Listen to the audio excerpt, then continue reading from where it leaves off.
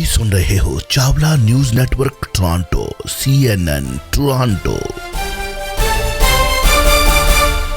Jaul sahib a very good morning ji, ਸਤਿ ਸ਼੍ਰੀ ਅਕਾਲ। ਸਤਿ ਸ਼੍ਰੀ ਅਕਾਲ ਜੀ ਅਰਸ਼, ਬਹੁਤ ਬਹੁਤ ਧੰਨਵਾਦ ਸਾਰੇ ਸਰੋਤਿਆਂ ਦਰਸ਼ਕਾਂ ਨੂੰ ਵੀ ਜੀ ਆਇਆਂ ਨੂੰ। ਲੌਂਗ ਵੀਕਐਂਡ ਵਧੀਆ ਨਿਕਲਿਆ ਜੀ ਤੁਹਾਡਾ?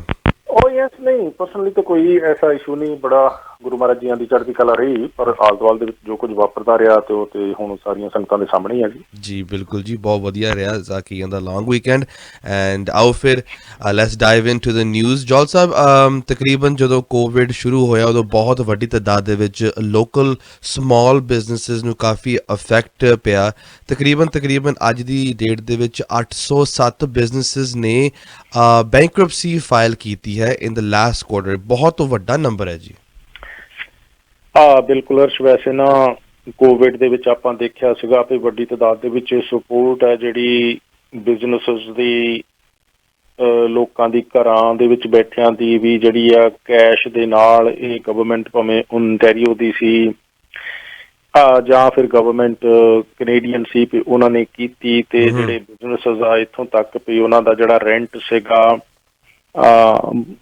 ਜਿਹੜੀ ਰੈਂਟਲ ਪ੍ਰਾਪਰਟੀ ਦਾ, ਇਹਦੇ ਨਾਲ ਹੀ ਫਿਰ ਤਨਖਾਹਾਂ ਜਿਹੜੀਆਂ ਉਹਨਾਂ ਨੇ ਆਪਣੇ ਕਰਮਚਾਰੀਆਂ ਨੂੰ, ਮੁਲਾਜ਼ਮਾਂ ਨੂੰ, ਸਟਾਫ ਨੂੰ ਦੇਣੀਆਂ, ਵੀ ਉਹਦੇ ਵਿੱਚ ਵੀ ਸਬਸਿਡੀ।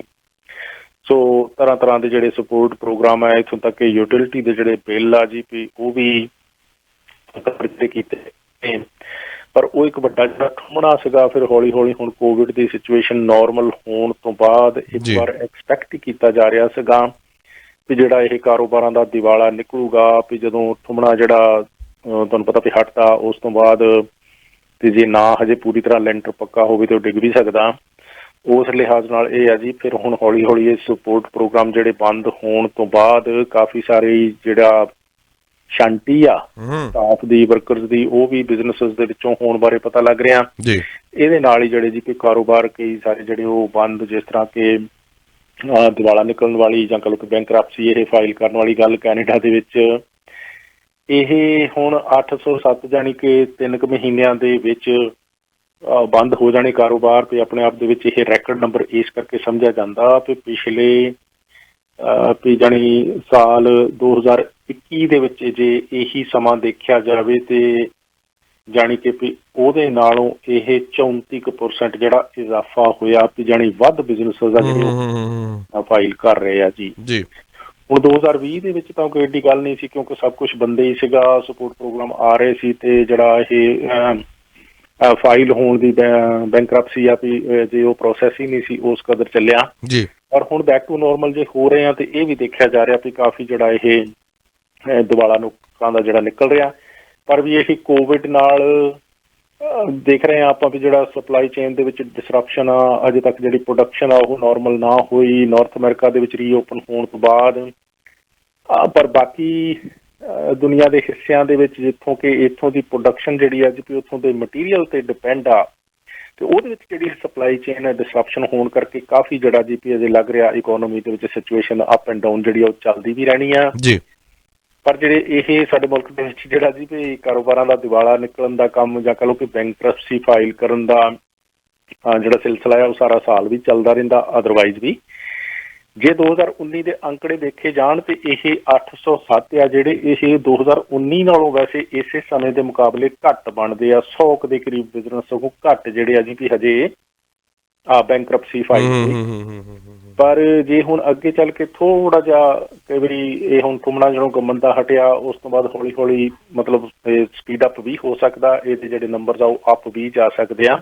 ਸੋ ਆਉਣ ਵਾਲਾ ਸਮਾਂ ਜਿਹੜਾ ਜੀ ਸਮੋਲ ਬਿਜ਼ਨਸਿਸ ਵਾਸਤੇ ਥੋੜਾ ਕਰੂਸ਼ਲ ਜ਼ਰੂਰ ਸਮਝਿਆ ਜਾ ਰਿਹਾ, ਕਿਉਂਕਿ ਇਸ ਸਥਿਤੀ ਜਿੰਨਾ ਚਿਰ ਇਹ ਕੋਵਿਡ ਕਰਕੇ, ਵਾਰ ਕਰਕੇ, ਸਪਲਾਈ ਚੇਨ ਕਰਕੇ ਇਨਸਟੇਬਲ ਰਹਿੰਦੀ ਹੈ, ਕਾਫੀ ਸਾਰਾ ਜਿਹੜਾ ਜੀ ਵੀ ਇਹ ਸਾਵਧਾਨੀਆਂ ਵਰਤਣ ਦੀ ਲੋੜ ਹੋਏਗੀ ਤੇ ਕਾਰੋਬਾਰ ਤੇ ਨਜ਼ਰ ਰੱਖਣ ਦੀ ਲੋੜ। ਜੌਲ ਸਾਹਿਬ, ਅਗਲੀ ਖਬਰ ਵੱਲ ਵਧਦੇ ਹਾਂ ਜੀ। 9ਵਾਂ ਦਿਨ ਹੈ and provincial election day Ontario ਦੇ ਵਿੱਚ ਜਿੱਥੇ ਵੱਖ-ਵੱਖ ਕੈਂਡੀਡੇਟਸ ਉਹਨਾਂ ਨੇ ਬ੍ਰੇਕ ਨਹੀਂ ਲਿੱਤੀ ਜੀ ਵਿਕਟੋਰੀਆ ਡੇ ਦੇ ਉੱਤੇ। ਕਾਫੀ ਆਪਣੇ ਡੋਰ ਨੌਕਿੰਗ, ਆਪਣੇ ਕਹਿ ਲਓ ਕਿ ਜਨਤਾ ਦੇ ਨਾਲ ਮਿਲੇ, ਉਹਨਾਂ ਨੇ ਗੱਲਾਂ ਬਾਤਾਂ ਕੀਤੀਆਂ ਤੇ ਐਡਵਾਂਸ ਪੋਲਿੰਗ ਵੀ ਸ਼ੁਰੂ ਹੋ ਚੁੱਕੇ ਨੇ ਜੀ। ਬਹੁਤ ਵੱਡੀ ਤਾਦਾਦ ਦੇ ਵਿੱਚ ਲੋਕ ਆਪਣੇ ਕੀਮਤੀ ਟਾਈਮ ਕੱਢ ਕੇ ਜਾ ਵੀ ਰਹੇ ਨੇ ਤੇ ਇਹ ਸਿਰਫ ਮਈ 28 ਤੱਕ ਐਡਵਾਂਸ ਪੋਲ ਹੋਵੇਗੀ ਤੇ ਮੇਨ ਜਿਹੜੇ ਰਿਜ਼ਲਟਸ ਨੇ ਉਹ ਜੂਨ 2 ਨੂੰ ਬਾਹਰ ਆਉਣਗੇ ਜੀ। ਯੈਸ ਅਰਸ਼, ਇਸ ਤਰ੍ਹਾਂ ਵੀ ਦੇਖੋ ਹੁਣ ਇਹ ਜਿਹੜੀ ਇਲੈਕਸ਼ਨ ਦੀ ਕੰਪੇਨ ਆ ਜੀ ਵੀ ਇਹ ਲਗਾਤਾਰਤਾ ਦੇ ਨਾਲ ਚੱਲ ਰਹੀ ਆ, ਡੋਰ ਟੂ ਡੋਰ ਵੀ ਆ, ਜੋ ਹੋਰ ਸੋਸ਼ਲ ਮੀਡੀਆ ਵੀ ਆ, ਕਨਵੈਨਸ਼ਨਲ ਮੀਡੀਆ ਵੀ ਆ, ਸਾਰੇ ਸਾਧਨ ਜਿਹੜੇ ਆ ਜੀ ਵੀ ਆਪਣੇ ਜਿੱਥੋਂ ਕੈਂਡੀਡੇਟਸ ਦੇ ਵੱਲੋਂ ਵਰਤੇ ਜਾ ਰਹੇ ਆ, ਉਹਨਾਂ ਦੇ ਵੋਲੰਟੀਅਰਸ ਦੇ ਵੱਲੋਂ ਵੀ ਕੋਈ ਨਹੀਂ ਜਿਹੜਾ ਸਟੋਨ ਆ ਉਹ ਅਨਟਰਨਡ ਛੱਡਣ ਦੀ ਕੋਸ਼ਿਸ਼ ਨਹੀਂ ਆ ਵੀ ਜੇ ਬੀਤੇ ਸਮੇਂ 'ਚ ਕੋਈ ਨਾਰਾਜ਼ ਵੀ ਹੋ ਗਏ ਤੇ ਉਹਨਾਂ ਨੂੰ ਮਨਾਉਣ ਦੀ ਕੋਸ਼ਿਸ਼ ਵੀ ਪੂਰੇ ਜ਼ੋਰਾਂ ਤੇ ਆ।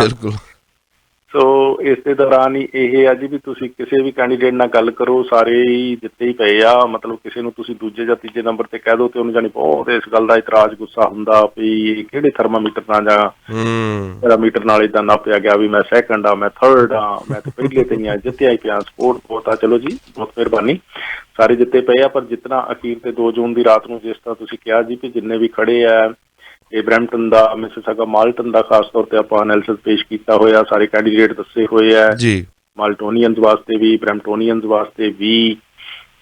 ਤੇ ਪਤਾ ਹੈ ਵੀ ਜਾਣੀ ਜਿਹੜੀਆਂ ਆਮ ਪਾਰਟੀਆਂ ਹੁੰਦੀਆਂ ਡਿਸਕਸ਼ਨ ਦੇ ਵਿੱਚ, ਉਹਨਾਂ ਤੋਂ ਬਿਨਾਂ ਹੋਰ ਵੀ ਕਾਫੀ ਸਾਰੀਆਂ ਆਪਸ਼ਨਸ ਜਿਹੜੀਆਂ ਬੈਲਟ ਪੇਪਰ ਤੇ ਹੈਗੀਆਂ ਭੈਣ ਭਰਾਵਾਂ ਦੇ ਕੋਲ। ਤੇ ਜਦੋਂ ਪੋਲਿੰਗ ਸਟੇਸ਼ਨ ਦੇ ਵਿੱਚ ਜਾਣਾ, ਬਾਹਰ ਜਿੰਨਾ ਮਰਜ਼ੀ ਭਾਈ ਭਤੀਜਾਵਾਦ ਹੋਵੇ, ਜਿੰਨਾ ਮਰਜ਼ੀ ਤੁਹਾਡਾ ਇੱਥੇ ਰਿਸ਼ਤੇਦਾਰਾਂ ਦਾ ਪ੍ਰੈਸ਼ਰ ਹੋਵੇ, ਜਿੰਨਾ ਮਰਜ਼ੀ ਮਤਲਬ ਪਿੰਡਾਂ ਦੀ, ਜਾਤਾਂ ਦੀ, ਧਰਮਾਂ ਦੀ, ਸ਼ਕਲਾਂ ਦੀ, ਅਕਲਾਂ ਦੀ ਬਜਾਏ ਜਾਣੀ ਗੱਲ ਹੋਵੇ, ਪਰ ਅੰਦਰ ਜਦੋਂ ਤੁਸੀਂ ਚਲੇ ਗਏ ਵੋਟ ਪਾਉਣ, ਉੱਥੇ ਸਿਰਫ ਇੱਕ ਤੁਹਾਡਾ ਸਿਰ ਆ, ਇੱਕ ਤੁਹਾਡੇ ਹੱਥ ਦੇ ਵਿੱਚ ਪੈਨਸਲ ਆ ਤੇ ਦੂਸਰੇ ਹੱਥ ਦੇ ਵਿੱਚ ਬੈਲਟ ਪੇਪਰ ਆ, ਹੋਰ ਤੀਸਰੀ ਚੀਜ਼ ਉੱਥੇ ਕੋਈ ਨਹੀਂ ਆ ਜੀ। ਸੋ ਉਸ ਵੇਲੇ ਪਰ ਜਿੱਥੇ ਵੀ ਫਿਰ ਤੁਸੀਂ ਨਿਸ਼ਾਨ ਲਾ ਕੇ ਆਓਗੇ ਤੇ ਉਹ ਤੁਹਾਡਾ ਡਿਸੀਜਨ ਆ, ਜਾਣੀ ਕਿ ਬਾਅਦ ਦੇ ਵਿੱਚ ਨਹੀਂ ਕਿਹਾ ਜਾ ਸਕਦਾ ਮੈਨੂੰ ਏਦਾਂ ਫਲਾਣੇ ਨੇ ਕਹਿਤਾ, ਟਿਮਕੇ ਨੇ ਕਹਿਤਾ ਤੇ ਐ ਹੋ ਗਿਆ ਜੀ।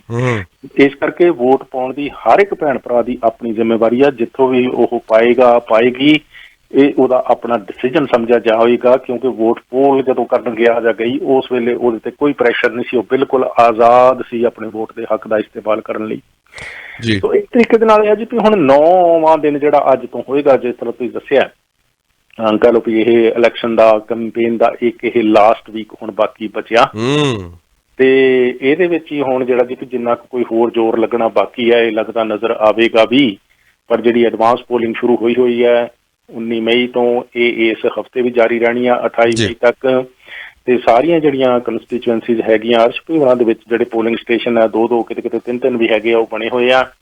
ਉਹਨਾਂ ਦੀ ਜਾਣਕਾਰੀ ਇਨਫੋਰਮੇਸ਼ਨ ਜਿਹੜੀ ਆਪਾਂ ਲਿੰਕ ਵੀ ਸਾਂਝਾ ਕਰ ਰਹੇ ਹਾਂ ਵੀ ਆਪਣੇ ਏਰੀਆ ਦਾ ਪੋਸਟਲ ਕੋਡ ਜਸਟ ਪਾਉਣਾ ਤੇ ਤੁਹਾਡਾ ਜਿਹੜਾ ਪੋਲਿੰਗ ਸਟੇਸ਼ਨ ਨੀਅਰੈਸਟ ਆ ਉਹਨੇ ਉਹ ਵੈਬਸਾਈਟ ਤੇ ਸ਼ੋ ਹੋ ਜਾਣਾ ਤੇ ਤੁਸੀਂ ਆਪਣਾ ਵੋਟ ਪਾ ਸਕਦੇ ਹੋ। ਜਾਂ ਫਿਰ ਕੈਂਡੀਡੇਟ ਆ ਉਹਨਾਂ ਤੱਕ ਤੇ ਪਹੁੰਚ ਅੱਜ ਕੱਲ੍ਹ ਸੌਖੀ ਆ ਵੀ ਇਲੈਕਸ਼ਨ ਤੋਂ ਅਗਲੇ ਦਿਨ ਭਾਵੇਂ ਉਹ ਫੋਨ ਬੰਦ ਕਰ ਲੈਣ, ਪਰ ਅੱਜ ਤੱਕ ਜਿਹੜੇ ਆ ਜੀ ਵੀ ਫੋਨ ਉਹ ਭੱਜ ਕੇ ਫਟਾਫਟ ਚੱਕਣਗੇ, WhatsApp ਤੇ ਵੀ ਤੁਹਾਡਾ ਜਵਾਬ ਦੇਣਗੇ, ਟੈਕਸਟ ਵੀ ਦੇਖਣਗੇ, ਹੈ ਨਾ, ਫੋਨ ਕਾਲ ਤੁਹਾਨੂੰ ਆਪ ਵੀ ਕਰਨਗੀਆਂ।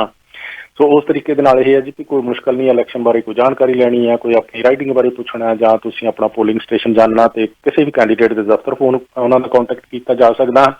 ਤੇ ਬਾਕੀ ਅੱਜ ਵੀ ਤਿਆਰੀਆਂ ਜਿਹੜੀਆਂ ਉਹ ਆਲਮੋਸਟ ਇਲੈਕਸ਼ਨ ਓਨਟਾਰੀਓ ਦੇ ਵੱਲੋਂ ਵੀ ਮੁਕੰਮਲ ਨੇ ਤੇ ਪੋਲਿੰਗ ਜਿਹੜੀ ਆ ਜੀ ਪੀ ਉਹ ਐਡਵਾਂਸ ਦੇ ਵਿੱਚ ਤੇ ਹੋ ਹੀ ਰਹੀ ਆ। ਪਰ ਵੋਟ ਜਿਹੜੀ ਇਹ 2 ਜੂਨ ਨੂੰ ਆ, ਇਹ ਐਡਵਾਂਸ ਪੋਲਰ 'ਚ ਖੁੱਲ੍ਹਦਾ ਸਵੇਰੇ 10 ਵਜੇ ਪੋਲਿੰਗ ਸਟੇਸ਼ਨ ਤੇ ਰਾਤ ਦੇ 8 ਵਜੇ ਤੱਕ। ਪਰ ਉਸ ਦਿਨ ਸਪੈਸ਼ਲ ਗੱਲ ਇਹ ਹੋਣੀ ਆ, ਪੋਲਿੰਗ ਡੇ ਵਾਲੇ ਦਿਨ, ਇਲੈਕਸ਼ਨ ਡੇ ਵਾਲੇ ਦਿਨ 2 ਜੂਨ ਨੂੰ, ਇੱਕ ਤਾਂ ਸਵੇਰੇ 9 ਵਜੇ ਪੋਲਿੰਗ ਬੂਥ ਖੁੱਲ ਜਾਣੇ ਆ। 9 ਵਜੇ ਖੁੱਲਣ ਤੋਂ ਬਾਅਦ ਉਹ ਸਾਰਾ ਦਿਨ ਆਲ ਦਾ ਵੇ ਰਾਤ ਦੇ 9 ਵਜੇ ਤੱਕ ਖੁੱਲੇ ਰਹਿਣੇ, 12 ਘੰਟੇ ਹੋਣਗੇ ਜੀ। ਸੋ ਉਸ ਕਰਕੇ ਵੀ ਜੇ 10 ਦਿਨਾਂ ਦੇ ਵਿੱਚ ਕਿਸੇ ਨੂੰ ਨਾ ਮੌਕਾ ਮਿਲਿਆ, ਜੇ ਉਹ ਪ੍ਰੂਵ ਕਰ ਸਕਦੇ ਹੋਣ ਵੀ ਇਹ 10 ਦਿਨ ਐਡਵਾਂਸ ਪੋਲਦੇ ਸੀ ਪਰ ਮੈਨੂੰ ਬਿਲਕੁਲ ਸਮਾਂ ਨਹੀਂ ਮਿਲਿਆ 5-10-15 ਮਿੰਟ ਵੋਟ ਪਾਉਣ ਦਾ, ਅੱਜ ਹੁਣ ਇਲੈਕਸ਼ਨ ਡੇ ਆ ਤੇ ਮੈਨੂੰ ਇੰਪਲੋਇਰ ਜਿਹੜਾ ਆਫ ਦਵੇ ਜੀ, ਉਹ ਜੇ ਕੇਸ ਜੈਨੂਅਨ ਹੋਊਗਾ ਤੇ ਫਿਰ ਤੇ ਮਿਲ ਸਕਦਾ, ਪਰ ਜਾਣੀ ਕਿ ਇਹ ਮਿਸਯੂਜ਼ ਨਹੀਂ ਹੋ ਸਕਦਾ ਵੀ ਮੈਂ ਡਰਾਮਾ ਕਰਾਂ ਵੀ 4 ਘੰਟੇ ਆਫ ਲੈਣ ਦਾ ਮਾਰਾ, ਹਨਾ। ਸੋ ਇਸ ਤਰੀਕੇ ਦੇ ਨਾਲ ਇਹ ਆ ਵੀ ਇਸ ਮੁਲਕ ਦੇ ਵਿੱਚ ਅਪਰਚੁਨਿਟੀ ਵੋਟਰ ਨੂੰ ਆਪਣਾ ਜਿਹੜਾ ਇਹ ਰਾਈਟ ਆ ਉਹ ਐਕਸਰਸਾਈਜ਼ ਕਰਨ ਲਈ ਕਲੋ ਵੀ ਐਂਪਲ ਦਿੱਤੀ ਜਾਂਦੀ ਆ, ਸਫੀਸ਼ੀਐਂਟ ਦਿੱਤੀ ਜਾਂਦੀ ਆ ਤੇ ਉਹਦੇ ਨਾਲ ਜਿਹੜਾ ਜੀ ਪੀ ਇੱਕ ਤਰੀਕੇ ਨਾਲ ਜੇ ਪੀ ਉਹ ਸਮੇਂ ਦੇ ਨਾਲ ਹੇਰਾਫੇਰੀ ਨਾ ਕੀਤੀ ਜਾਵੇ ਤਾਂ ਚੰਗੀ ਗੱਲ ਹੈ, ਨਹੀਂ ਤੇ ਫਿਰ ਸਿਸਟਮ ਤੁਹਾਨੂੰ ਪਤਾ ਹੀ ਹੈ ਜੀ ਪੀ ਕਾਫੀ ਇੱਥੋਂ ਦਾ ਸ਼ਾਰਪ ਹੈ, ਉਹ ਕਈ ਵਾਰੀ ਕੈਚ ਹੁੰਦੇ ਨੇ ਤੇ ਭੈਣ ਭਰਾ ਫਿਰ ਕਹਿ ਦਿੰਦੇ ਮੈਨੂੰ ਪਤਾ ਨਹੀਂ ਲੱਗਾ, ਮੈਨੂੰ ਦੱਸਿਆ ਨਹੀਂ ਸੀ, ਤੇ ਹੁਣ ਦੱਸਦੇ ਆ ਕਈ ਵਾਰੀ ਜਾਣੀ ਸੁਣਿਆ ਨਹੀਂ ਜਾਂਦਾ ਧਿਆਨ। ਲੈਂਦੇ next call on the air. ਸਤਿ ਸ਼੍ਰੀ ਅਕਾਲ ਜੀ, ਗੁੱਡ ਮਾਰਨਿੰਗ। ਅਰਜ ਜੀ, ਮੈਂ ਰੋਹਿਤ ਬੋਲ ਰਿਹਾ ਸੀ ਰੇਟ ਫਰਨੀਚਰ ਤੋਂ। ਰੋਹਿਤ ਜੀ ਪਲੀਜ਼ 2 ਮਿੰਟ ਦਿਓ ਪਲੀਜ਼। ਹਾਂਜੀ ਹਾਂਜੀ, no problem, please take time ਜੀ। 905 813 1320 905 813 1320। ਜੌਲ ਸਾਹਿਬ ਜਿੱਥੇ ਗੱਲਬਾਤ ਕਰ ਰਹੇ ਆ ਜੀ ਖਬਰਾਂ ਦੇ ਬਾਰੇ, ਉੱਥੇ ਇਸ ਹਫਤੇ ਲੌਂਗ ਵੀਕਐਂਡ ਤੇ ਜਿੱਥੇ ਭਲਕ ਝੱਕਦੇ ਹੀ ਬਰੈਂਪਟਨ, ਕੈਲੇਡਨ, ਮਿਲਟਨ ਦੇ ਵਿੱਚ ਜਿੱਥੇ ਵੱਡਾ ਨੈਚੁਰਲ ਡਿਜ਼ਾਸਟਰ ਹੋਇਆ, ਉੱਥੇ 10 ਮੌਤਾਂ ਅਤੇ ਨਾਲ ਦੀ ਨਾਲ ਬਹੁਤ ਕੁਝ ਵਾਪਰਿਆ ਇਸ ਲੌਂਗ ਵੀਕਐਂਡ ਦੇ ਵਿੱਚ, ਜਿੱਥੇ ਵੁੱਡਬਾਈਨ ਬੀਚ ਦੇ ਵਿੱਚ ਵੀ ਗੋਲੀਆਂ ਚੱਲੀਆਂ ਗਈਆਂ, ਪੁਲਿਸ ਨੇ, ਆਫਿਸਰਸ ਨੇ ਲੋਕਾਂ ਨੂੰ ਫੜੇ ਵੀ, 19 ਅਰੈਸਟ ਹੋਏ, ਫਾਇਰਵਰਕਸ ਦੇ ਵਿੱਚ ਕਾਫੀ ਵੱਡੀ ਤਾਦਾਦ ਦੇ ਵਿੱਚ ਇਲੀਗਲ ਵਰਤੇ ਗਏ। ਸੋ ਇਸ ਹਫਤੇ ਕਾਫੀ ਕਹ ਲਓ ਨੈਚੁਰਲ ਡਿਜ਼ਾਸਟਰ ਹੀ ਹੋਇਆ ਜੀ। ਅਰਸ਼ ਵੀ ਇਹ ਕੁਦਰਤੀ ਆਫਤ ਇੱਕ ਪਾਸੇ ਤੇ ਤਰਥੱਲੀ ਜਾਣੀ ਲੋਕਾਂ ਨੇ ਵੀ ਮਚਾਈ ਹੋਈ ਹੈ, ਤੇ ਜੰਗ ਤੇ ਰੂਸ ਤੇ ਯੂਕਰੇਨ ਦੇ ਵਿੱਚ ਹੈ, ਤੇ ਮਾਹੌਲ ਤੇ ਟੋਰਾਂਟੋ ਦੇ ਵਿੱਚ ਵੁੱਡਬਾਈਨ ਬੀਚ ਤੇ ਇਹ ਜਿਹਾ ਹੀ ਰਿਹਾ ਵੀਕਐਂਡ ਤੇ, ਹਨਾ ਜੰਗ ਲੱਗਦੀ ਕੋਈ, ਜਿੱਥੇ 7 ਤਾਂ ਪੁਲਿਸ ਵਾਲੇ, ਇੱਕ ਪੁਲਿਸ ਵਾਲੇ ਦੀ, ਪੁਲਿਸ ਆਫਿਸਰ ਦੀ ਲੱਤ ਟੁੱਟ ਗਈ ਹੈ ਜੀ। ਔਰ ਜਿਹੜੇ ਫਾਇਰ ਵਰਕਸ ਆ ਕਹਿ ਲਓ, ਹਨਾ ਜੋ ਹਥਿਆਰ ਹੱਥ ਵਿੱਚ ਆ, ਉਹ ਪੁਲਿਸ ਵਾਲਿਆਂ ਨੂੰ ਟਾਰਗੇਟ ਕਰਕੇ ਉਹਨਾਂ ਦੇ ਵੱਲ ਨੂੰ ਚਲਾਏ ਗਏ, ਹਨਾ ਉਹਨਾਂ ਦੇ ਫੇਸ ਦੇ ਉੱਤੇ। ਸੋ ਇਹ ਜੰਗ ਵਾਲਾ ਮਾਹੌਲ ਨਹੀਂ ਤੇ ਹੋਰ ਕੀ ਹੈ ਜੀ। 19 ਤੋਂ ਲੈ ਕੇ 14 ਸਾਲ ਤੋਂ ਲੈ ਕੇ 26 ਸਾਲ ਤੱਕ ਦੇ ਜਾਣੀ 19-20 ਜਾਣੇ ਇਹ ਅਰੈਸਟ ਹੋਏ ਆ ਮੁੰਡੇ ਪਾਰਟੀ ਕਰਦੇ ਉੱਥੇ, ਹਨਾ। ਤੇ ਇਸੇ ਤਰ੍ਹਾਂ ਹੀ ਫਿਰ ਇਲੀਗਲ ਉਹਨਾਂ ਨੇ ਜਿਹੜੇ ਫਾਇਰ ਵਰਕਸ ਚਲਾਏ ਜਾਂ ਹੋਰ ਉੱਥੇ ਸਟੈਬਿੰਗਸ ਹੋਈਆਂ, ਸ਼ੂਟਿੰਗਸ ਹੋਈਆਂ, ਉਹ ਸਭ ਕੁਝ। ਸੋ ਪੂਰਾ ਜਿਹੜਾ ਇੱਕ ਕਿਸੇ ਜੰਗ ਦੇ ਮੁਕਾਬਲੇ ਵਾਲਾ ਮਾਹੌਲ ਸੀਗਾ। ਪੁਲਿਸ ਨੂੰ ਕਾਫੀ ਸਖਤ ਜਿਹੜਾ ਸੀ ਐਕਸ਼ਨ ਆ ਇਹਨਾਂ ਸਾਰਿਆਂ ਦੇ ਖਿਲਾਫ ਤੇ ਚਲੋ ਹੁਣ ਚੱਲਦਾ ਰਹੇਗਾ, ਲੈਣਾ ਵੀ ਪਿਆ ਤੇ ਜਦੋਜਹਿਦ ਵੀ ਬੜੀ ਕਰਨੀ ਪਈ, ਬੜੀ ਮੁਸ਼ਕਲ ਦੇ ਨਾਲ ਤੇ ਇਹਨਾਂ ਤੇ ਜਾ ਕੇ ਕਾਬੂ ਪਾਇਆ। ਅੱਧੀ ਦਰਜਨ ਤੋਂ ਜ਼ਿਆਦਾ ਪੁਲਿਸ ਆਫਿਸਰ ਜ਼ਖਮੀ ਹੋਏ ਆ। ਸੋ ਕੁੱਲ ਮਿਲਾ ਕੇ ਜਾਣੀ ਕਿ ਇਹਦੇ ਨਾਲ ਹੀ ਫਿਰ ਬਰੈਂਪਟਨ ਦੇ ਵਿੱਚ ਬੜਾ ਘੱਟ ਹੋਈ ਆ। ਆਪਾਂ ਗੱਲ ਕੀਤੀ ਸੀ ਬੱਬੂ ਮਾਨ ਦੇ ਸ਼ੋਅ ਵਾਲੀ, ਤੇ ਉਹਦੇ ਵਿੱਚ ਵੀ ਪੰਡਾ ਭਰ ਕੇ ਜਿੱਦਾਂ ਸੁੱਟੀ ਦੀਆਂ ਟਰਾਲੀ ਵਿੱਚ ਉਦਾਂ ਹੀ ਜਾਣੀ ਕਿ ਉਹ ਚੱਕ ਕੇ ਉੱਥੋਂ ਕੱਢ ਕੇ ਚੁੱਕਣੇ ਪਏ, ਹਨਾ, ਜਿਹਨਾਂ ਨੂੰ ਅਰੈਸਟ ਕੀਤਾ ਜੀ। ਸੋ ਇਸ ਕਰਕੇ ਇਹ ਸ਼ਾਂਤੀ ਕਾਫੀ ਭੰਗ ਰਹੀ ਹੈ ਜੀ। ਵੀ ਲੌਂਗ ਵੀਕਐਂਡ ਆਪਣੇ ਚਿੱਤੋਂ ਸੀਗਾ, ਪਰ ਇਹ ਵੀਕਐਂਡ ਹੋਵੇ ਜਾਂ ਲੌਂਗ ਵੀਕਐਂਡ ਹੋਵੇ, ਇਹਦੇ ਦੌਰਾਨ ਜਿਹੜੀਆਂ ਇਸ ਤਰ੍ਹਾਂ ਦੀਆਂ ਤਰਥੱਲੀਆਂ ਜਾਣੀ ਕਿ ਅਕਸਰ ਮਚਣ ਦੀਆਂ ਖਬਰਾਂ ਕੈਨੇਡਾ ਭਰ ਦੇ ਵਿੱਚੋਂ ਆਇਆ ਕਰਦੀਆਂ। ਪਰ ਆ ਜਿਹੜਾ ਵੱਡਾ ਕੇਸ ਜਾਣੀ ਟੋਰਾਂਟੋ ਦੇ ਵਿੱਚ ਬੀਚ ਤੇ ਵਾਪਰਿਆ, ਜਾਂ ਫਿਰ ਇੱਥੇ ਜਿਹੜਾ ਸ਼ੋਅ ਇਹ ਪੰਜਾਬੀ ਕਮਿਊਨਿਟੀ ਦੇ ਵਿੱਚ ਚਰਚਾ ਦੇ ਵਿੱਚ ਆਇਆ, ਵੀ ਇਹ ਆਪਣੇ ਆਪ ਦੇ ਵਿੱਚ ਘਟਨਾਵਾਂ ਜਿਹੜੀਆਂ ਜੀ ਵੀ ਜ਼ਰੂਰ ਸਿਰ ਫੜ ਕੇ ਬੈਠਣ ਵਾਲੀਆਂ, ਲੱਗਦਾ ਕਿ ਇਹਦੇ ਲੰਬਾ ਸਮਾਂ ਚਰਚਾ ਦੇ ਵਿੱਚ ਵੀ ਰਹਿਣਗੀਆਂ ਜੀ। ਕੁੱਲ ਮਿਲਾ ਕੇ ਜਾਣੀ ਕਿ ਜਿੰਨੇ ਵੀ ਲੋਕ ਇਹਦੇ ਵਿੱਚ ਸ਼ੂਟਿੰਗਸ ਦੇ ਵਿੱਚ, ਸਟੈਬਿੰਗਸ ਦੇ ਵਿੱਚ ਜਾਂ ਅਦਰਵਾਈਜ਼ ਵਾਇਓਲੈਂਸ ਦੇ ਵਿੱਚ, ਲੜਾਈਆਂ ਦੇ ਵਿੱਚ ਜ਼ਖਮੀ ਵਗੈਰਾ ਹੋਏ ਹੈ, ਉਸ ਦੀਆਂ ਕਾਫੀ ਸਾਰੀਆਂ ਰਿਪੋਰਟਸ ਆ ਜਿਹੜੀਆਂ ਜੀ ਕੰਟੀਨਿਊਸਲੀ ਇਸ ਲੌਂਗ ਵੀਕਐਂਡ ਦੇ ਦੌਰਾਨ ਆਉਂਦੀਆਂ ਰਹੀਆਂ ਆ।